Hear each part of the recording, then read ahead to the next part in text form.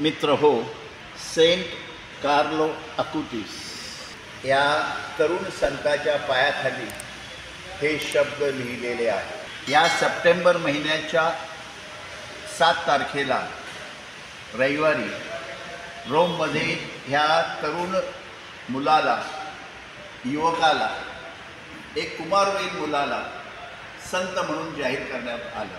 त्याच्या बापाच्या व्यवसायामुळे हे कुटुंब लंडनमध्ये असताना याचा जन्म झाला आणि तिथेच त्याचं बॅप्टिझम लंडनला झालं। तिथे त्याला कार्लो हे नाव देण्यात आलं। कालांतराने ते त्याच्या मायदेशी इटलीमध्ये आले आणि इटलीमध्ये जे प्रख्यात शहर आहे मिलानो, त्या मिलानो शहरामध्ये तो लहानाचा मोठा झाला। तिथल्या शाळेत तो गेला, पण त्याची आवड होती संत फ्रान्सिस असिसी ह्या संताशी आणि म्हणून त्या संताकडे तो वारंवार जात असे।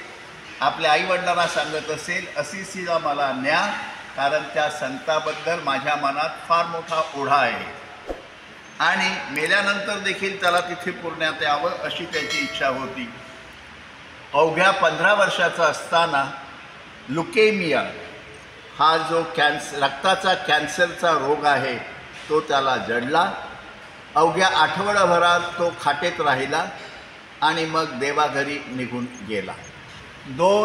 10 ऑक्टोबर 2010 म्हणजे 10/20/20 ह्या तारखेला त्याला बियाटिफाईड म्हणून, धन्यवादित म्हणून जाहीर करण्यात आलं आणि ह्या महिन्यामध्ये 7 सप्टेंबरला त्याला संत म्हणून जाहीर करण्यात आलं। अलीकडे वसईच्या बऱ्याच धर्मग्रामात त्याचा स्टॅच्यू आणि त्याचे अवशेष नेले जात आहेत। लोक मोठ्या भक्तिभावाने ह्या संताकडे येत आहेत। हा तरुणांचा कैवारी, कुमारवयीन मुलांचा कैवारी, शाळकरी मुलांचा कैवारी म्हणून सर्वत्र त्याची ख्याती पसरली जात आहे आणि वसईतच नाही तर महाराष्ट्रभर ह्या संताचे जे रेलिक अवशेष नेले जातील तेथे तरुण वर्ग, कुमारवयीन वर्ग ह्या संताच्या आदर्शाने प्रभावित होईल अशी आम्हाला आशा आहे।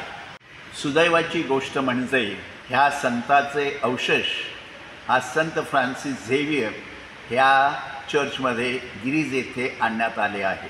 संत फ्रान्सिस झेवियर ह्याचा मृतदेह मरणोत्तर जसा ताजा सापडला होता, त्याचप्रमाणे कार्लो अकुतीस हा जरी 2006 मध्ये मरण पावला असला तरी काही वर्षानंतर त्याच्या देहाचं जेव्हा उत्खनन करण्यात आलं तेव्हा त्याचा देह देखील ताजा तवाना सापडला होता। संत फ्रान्सिस झेवियर आणि कार्लो अकुतीस ह्याचं काहीतरी नातं असावं म्हणून आज आपल्याला या चर्चमध्ये त्याचे अवशेष पाहायला मिळत आहेत। फुटबॉल, फ्रेंड्स हे 2 F त्याच्याबरोबर सतत होते।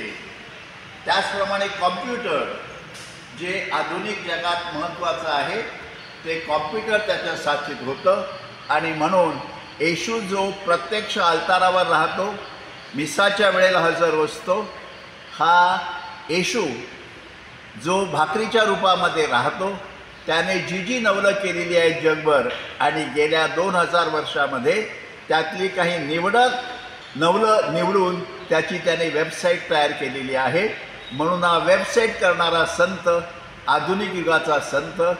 पूर्वी जे संत होऊन गेले ते कोणीतरी ऋषीमुनी, मठवासी म्हणून होऊन गेले। आता हा तरुणाबरोबर खेळणारा, फुटबॉल खेळणारा, टी-शर्टमध्ये वावरणारा आणि टी-शर्ट घालून हे चांगली रुबाबदार पॅन्ट घालून चर्चमध्ये जाणारा, रोज मिसाला जाणारा हा मुलगा, नियमित युकरिस्ट म्हणजे ख्रिस्त शरीर घेणारा हा मुलगा आज संत म्हणून आपल्या पुढे आलेला आहे। त्याचा आदर्श आपण आपल्यासमोर सतत कळपट ठेवला पाहिजे आणि त्याप्रमाणे आपली पावलं पडतात की नाही हे आपण बघितलं पाहिजे। आपल्या भारतात कल हा शब्द आहे। कल ह्याला अर्थ नक्की सांगता येत नाही। कल म्हणजे काल की कल म्हणजे उद्या, हा संत जो आहे त्याच्या नावाशी आपण कल हा शब्द जोडू शकतो. हा कल म्हणजे कालचा आणि हा संत उद्याचा. कालचा मुलगा संत होतो, उद्याच्या लोकांकरता तो संत होतो. म्हणून आपण भारतातील हिंदी भाषेतील कल हा शब्द ह्या मुलाच्या जीवनाशी, ह्या तरुणाच्या जीवनाशी जोडू शकतो. आणि म्हणून हा कालचा आणि उद्याचा संत आहे.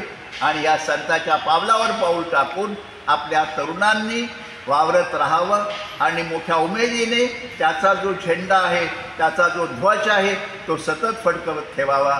कारण त्याने म्हटलेलं आहे, Eucharist is my highway to heaven. Communion हा माझा स्वर्गाला जाणारा महामार्ग आहे. हा आपला संत आज स्वर्गात आहे. त्याचा आशीर्वाद आपण मागत नाही, तर त्याचा आश्रय आपण मागतो. आणि त्याच्या पावलावर पाऊल टाकून आपल्या तरुणांनी आणि आपण वाटचाल करावी अशी अपेक्षा आम्ही वसईचे धर्मगुरू करत आहोत. मी फादर फ्रान्सिस कोरिया तुम्हाला माझा हा संदेश ह्या गिरीश चर्चमध्ये हा स्टॅच्यू आणि हे रॅली आला असताना माझ्या अंतःकरणापासून 2 शब्द मी आपणास देत आहे. Thank you very much. God bless.